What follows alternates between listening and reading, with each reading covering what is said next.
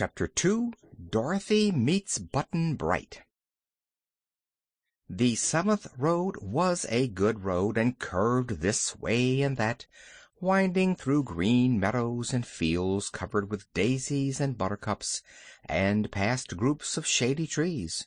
There were no houses of any sort to be seen, and for some distance they met with no living creature at all. Dorothy began to fear they were getting a good way from the farmhouse, since here everything was strange to her. But it would do no good at all to go back where the other roads all met, because the next one they chose might lead her just as far from home. She kept on beside the Shaggy Man, who whistled cheerful tunes to beguile the journey, until by and by they followed a turn in the road and saw before them a big chestnut tree making a shady spot over the highway. In the shade sat a little boy dressed in sailor clothes, who was digging a hole in the earth with a bit of wood. He must have been digging some time, because the hole was already big enough to drop a football into. Dorothy and Toto and the Shaggy Man came to a halt before the little boy, who kept on digging in a sober and persistent fashion. "Who are you?" asked the girl. He looked up at her calmly. His face was round and chubby, and his eyes were big, blue, and earnest. "I'm Button-Bright," said he. "But what's your real name?" she inquired. "Button-Bright. That isn't a really truly name," she exclaimed. "Isn't it?" he asked, still digging. "Course not. It's just a thing to call you by. You must have a name." "Must I?"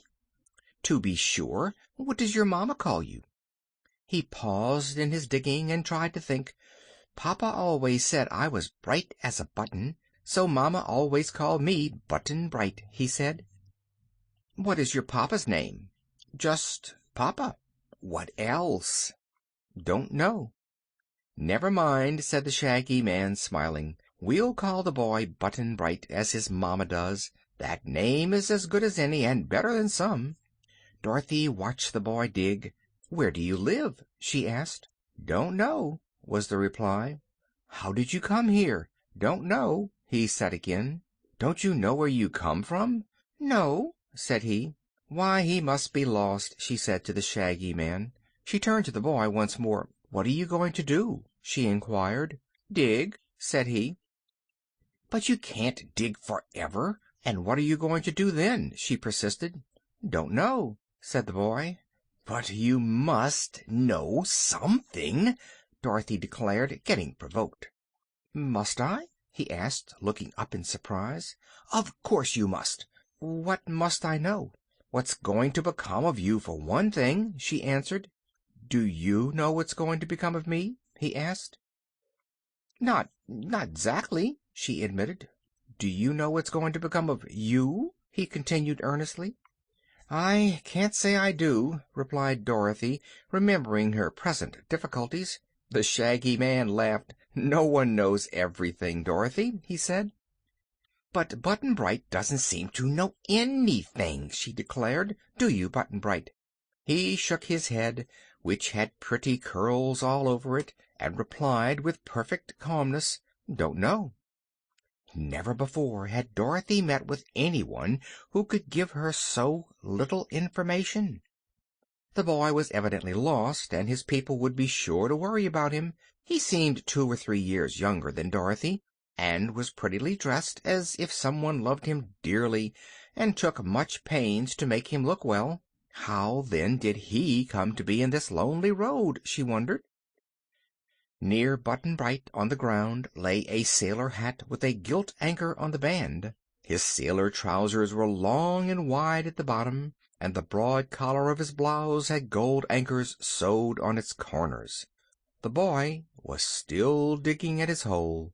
"Have you ever been to sea?" asked Dorothy. "To see what?" answered Button-Bright. "I mean, have you ever been where there's water?" "Yes," said Button-Bright. "There's a well in our back yard." "You don't understand," cried Dorothy. "I mean, have you ever been on a big ship floating on a big ocean?" "Don't know," said he. "Then why do you wear sailor clothes?" "Don't know," he answered again. Dorothy was in despair. "You're just awful stupid, Button-Bright," she said. "Am I?" he asked. "Yes, you are." "Why?" looking up at her with big eyes. She was going to say "Don't know," but stopped herself in time. "That's for you to answer," she replied. "It's no use asking Button-Bright questions," said the Shaggy Man, who had been eating another apple. "But someone ought to take care of the poor little chap, don't you think? So he'd better come along with us." Toto had been looking with great curiosity in the hole which the boy was digging, and growing more and more excited every minute, perhaps thinking that Button-Bright was after some wild animal. The little dog began barking loudly and jumped into the hole himself, where he began to dig with his tiny paws, making the earth fly in all directions. It splattered over the boy. Dorothy seized him and raised him to his feet, brushing his clothes with her hand. "Stop that, Toto!" she called. "There aren't any mice or woodchucks in that hole, so don't be foolish." Toto stopped, sniffed at the hole suspiciously, and jumped out of it, wagging his tail as if he had done something important. "Well," said the Shaggy Man, "let's start on, or we won't get anywhere before night comes." "Where do you expect to get to?" asked Dorothy. "I'm like Button-Bright. I don't know," answered the Shaggy Man with a laugh. "But I've learned from long experience that every road leads somewhere, or there wouldn't be any road. So it's likely that if we travel long enough, my dear, we will come to some place or another in the end. What place it will be we can't even guess at this moment, but we're sure to find out when we get there." "Why, yes," said Dorothy. "That seems reasonable, Shaggy Man." End of Chapter 2